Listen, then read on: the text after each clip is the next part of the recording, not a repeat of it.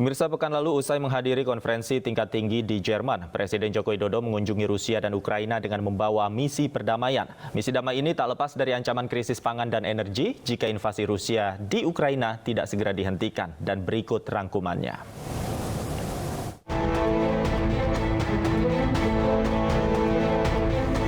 Presiden Joko Widodo yang saat ini menjabat sebagai Ketua G20 mendesak Rusia dan Ukraina untuk menghidupkan kembali ruang dialog guna membangun perdamaian. Misi damai ini diawali Jokowi dengan berkunjung ke Ukraina. Presiden Jokowi dan rombongan terbatas berangkat dari Polandia menggunakan kereta luar biasa yang disediakan pemerintah Ukraina. Di Ukraina, Jokowi meninjau kompleks apartemen di kota Irpin yang hancur akibat perang.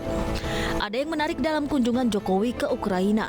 Banyak pihak menyoroti keikutsertaan ibu negara Iriana dalam lawatan ke negara konflik tersebut.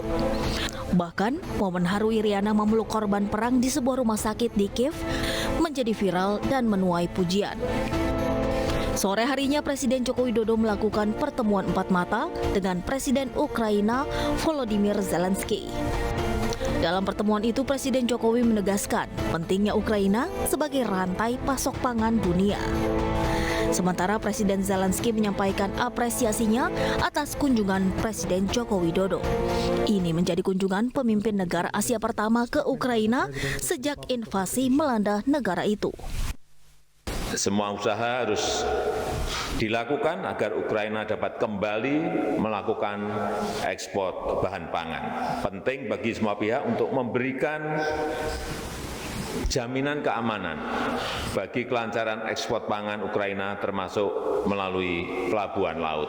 Dan ini adalah kunjungan pertama pemimpin Asia yang sejak awal dari invasi Rusia ke Ukraina, Bapak Presiden yang mulia, kita mengapresiasi hal tersebut, terutama Indonesia dan juga kewenangan Anda dan juga keberadaan Anda di dunia internasional sangat tinggi.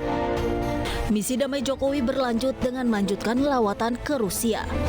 Krisis pangan dunia akibat invasi Rusia ke Ukraina menjadi isu utama yang dibahas dalam pertemuan antara Presiden Joko Widodo dengan Presiden Rusia Vladimir Putin Kamis sore waktu setempat. Kepada Jokowi, Putin memberikan jaminan keamanan untuk ekspor pangan dan pupuk baik dari Rusia maupun Ukraina. Dan ratusan juta orang terdampak dengan terganggunya rantai pasok pangan dan pupuk terutama di negara-negara berkembang.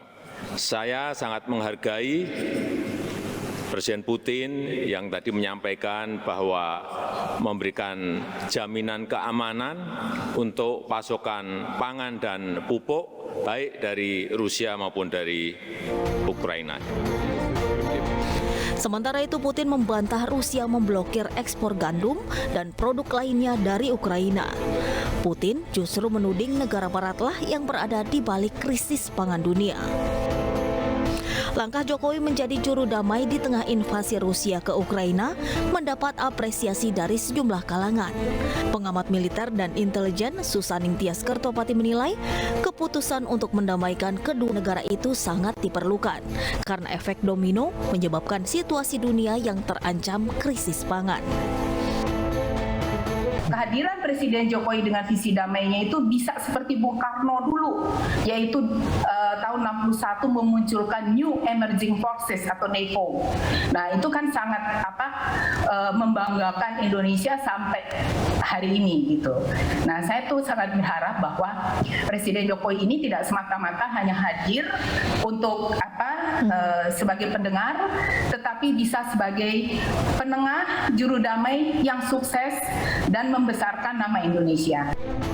Di akhir pernyataannya usai bertemu Putin, Presiden Joko Widodo kembali menegaskan bahwa Indonesia tidak memiliki kepentingan apapun kecuali ingin agar perang segera selesai dan rantai pasokan pangan, pupuk dan energi dapat segera diperbaiki.